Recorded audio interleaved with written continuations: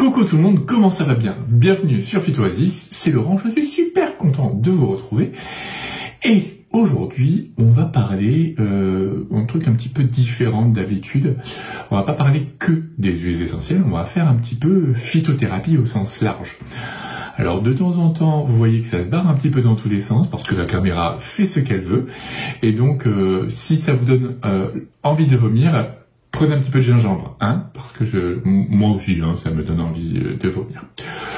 Voilà, donc maintenant que ça va mieux et que ça s'est stabilisé, donc oui, on va parler phytothérapie et en fait, parce que je sais très bien que vous avez parfois des confusions justement avec les différentes formes de présentation de la phytothérapie, on va essayer de faire ensemble un petit débriefing pour mieux comprendre, parce que c'est pas toujours facile de s'y retrouver là-dedans.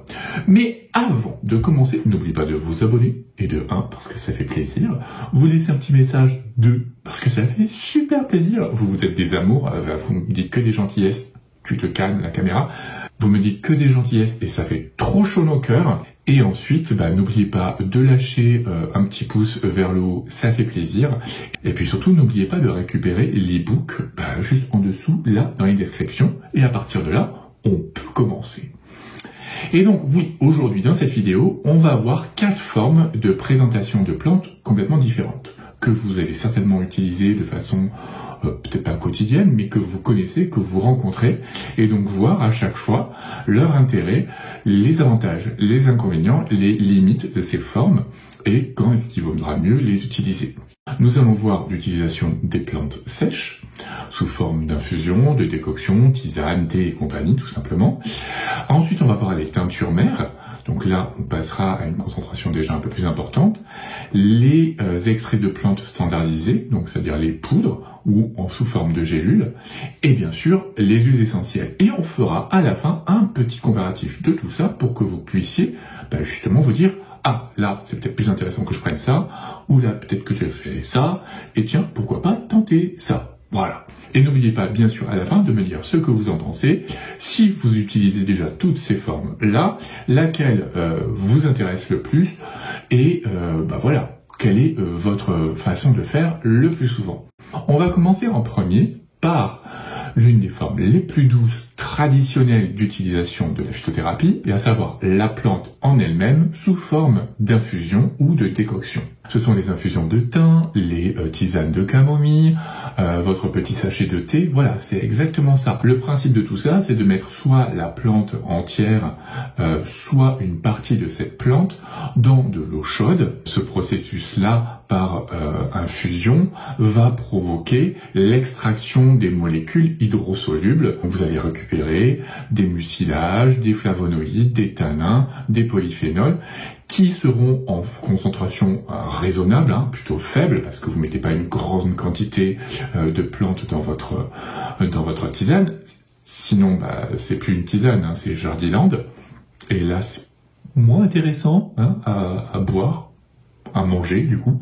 Ça va être super intéressant parce que ça sera surtout pour un usage, on va dire, préventif, pour des petits troubles légers de digestion, pour du bien-être, mais il faut bien se dire que ça a quand même une action, parce que les études montrent que par exemple l'infusion de thym confère quand même, vous le savez, de toute façon quand on dit que vous avez un petit peu mal à la gorge, je vais prendre thé, miel, citron, oui, parce que cette infusion de thé contiendra quand même des molécules qui seront anti-infectieuses, antimicrobiennes.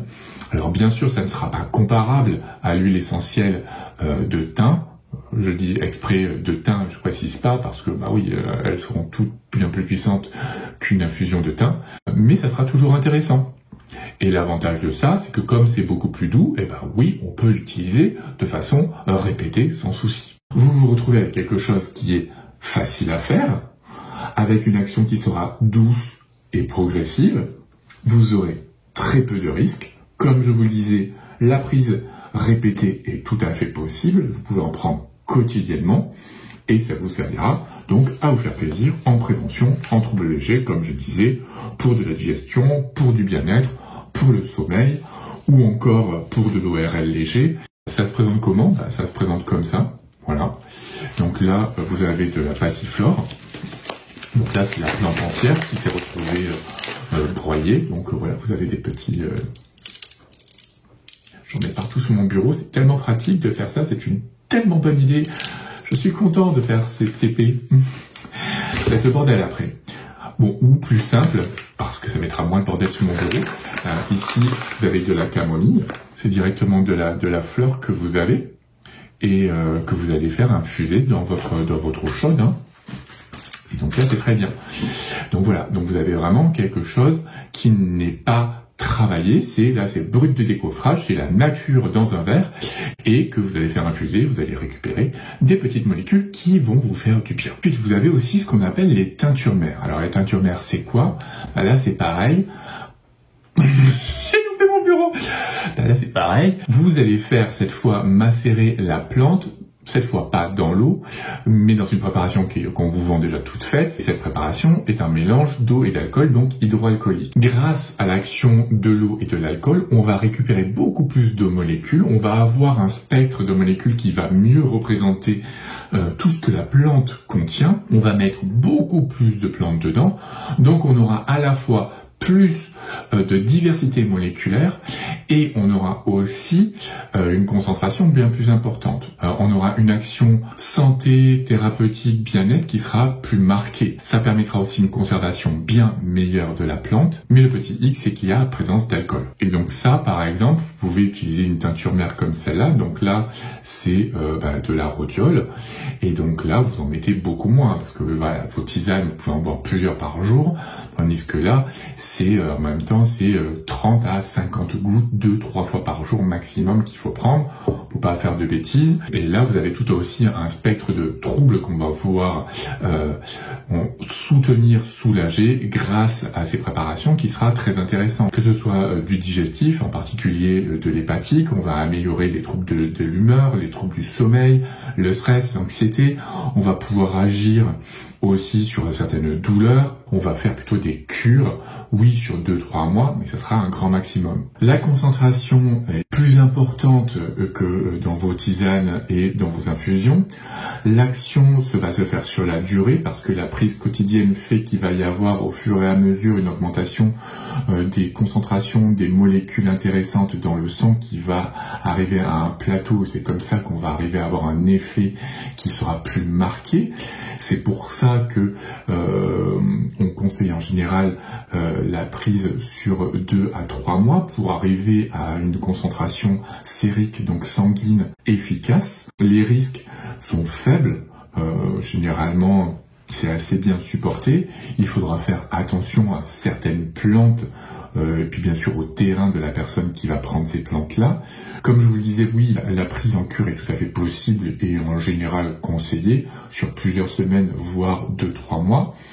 Et ça va nous permettre de gérer tout un tas de troubles, qu'ils soient aigus ou chroniques, des petits problèmes digestifs, comme soutenir le foie, l'aider à se régénérer et à éliminer tout ce qui est xénobiotique, et bien sûr, tout ce qui va être trouble du sommeil, chez la femme en particulier, l'aider pendant la période de règles, de syndrome prémenstruel, ménopause et préménopause, ou encore chez les personnes âgées d'améliorer la cognition, ou encore tout ce qui va être troubles algiques, les douleurs chroniques, etc., etc.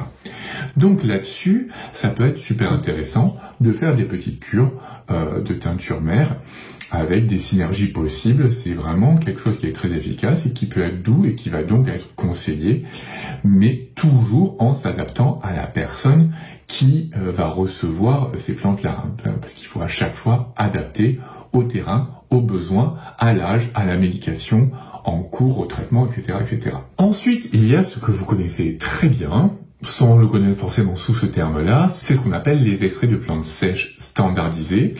Donc là, on va chercher à récupérer les molécules les plus intéressantes dans la plante, prendre beaucoup de plantes pour pouvoir récupérer un maximum de cette molécule et la concentrer, et standardiser parce que du coup, dans chaque gélule que vous prendrez ce mois-ci, mais dans 1 an ou dans 2 ans, quand vous rachèterez un paquet, eh ben, vous aurez à chaque fois la même concentration, la même quantité, pour justement qu'il n'y ait pas de différence, parce que à chaque fois, que ce soit dans un thé ou même dans les teintures mères, eh ben, on est très dépendant en fait de la saisonnalité.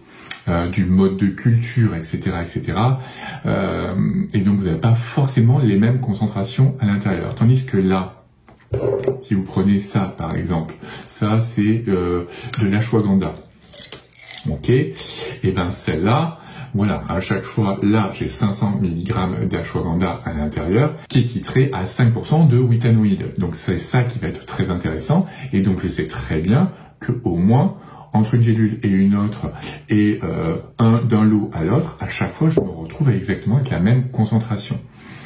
Donc, il y a quelque chose qui est répétable, vérifiable, et donc je peux, et donc logiquement, il n'y aura pas de changement de son effet sur moi, mais au moins vous avez quelque chose qui est, d'un point de vue scientifique, méthodologique, et aussi au niveau des études, parce que d'un point de vue scientifique, c'est comme ça qu'on peut vérifier l'efficacité d'un produit, c'est comme quelque chose est répétable et que sa qualité est fiable, qu'on va pouvoir voir s'il y a un effet ou pas. Donc vous allez avoir une concentration qui sera bien plus importante.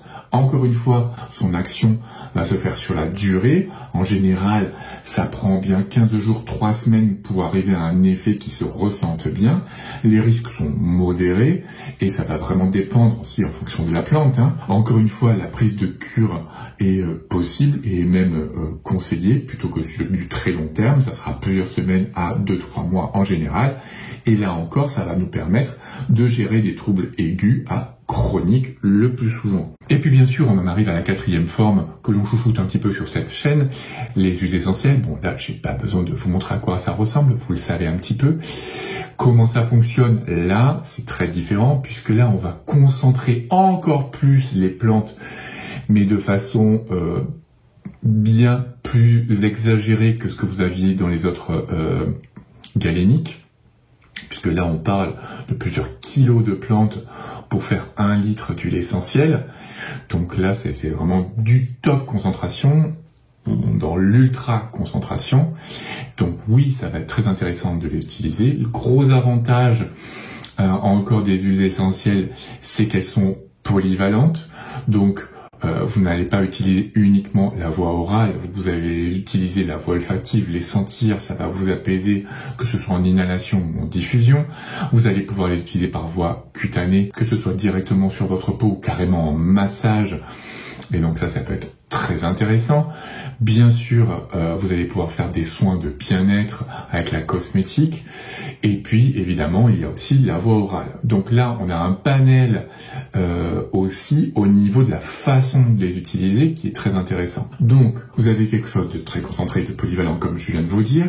Vous avez une action, là, cette fois, qui est rapide, puisque si vous parlez de la voie olfactive, l'odeur, son action, elle est instantanée. Par voie orale, une action qui se fait généralement en ressentir en une dizaine de minutes. En voie cutanée, c'est un petit peu plus long, mais vous avez quelque chose qui est très rapide par rapport aux autres galéniques proposées, quelque chose qui peut être ciblé.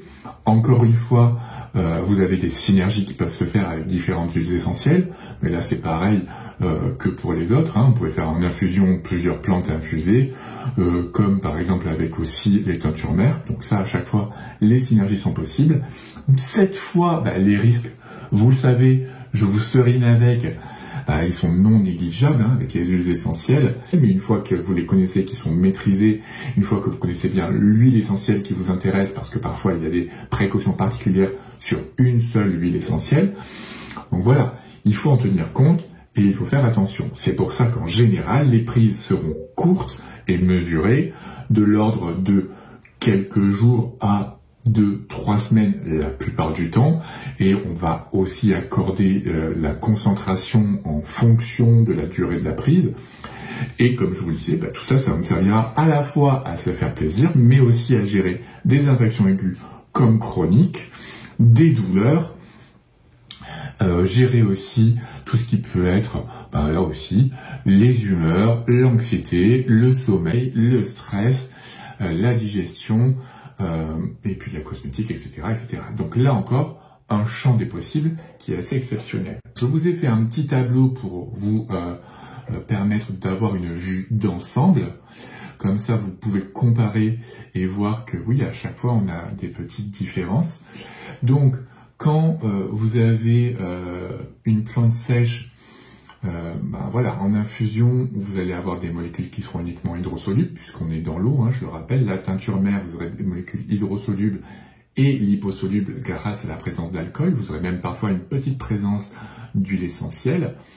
Dans un extrait sec, généralement, on va s'intéresser à certaines molécules. On peut avoir beaucoup de molécules, mais on va essayer de concentrer des molécules en particulier. Pensez tout simplement au curcuma, qui est généralement dans des gélules où on va concentrer la curcumine à 95%.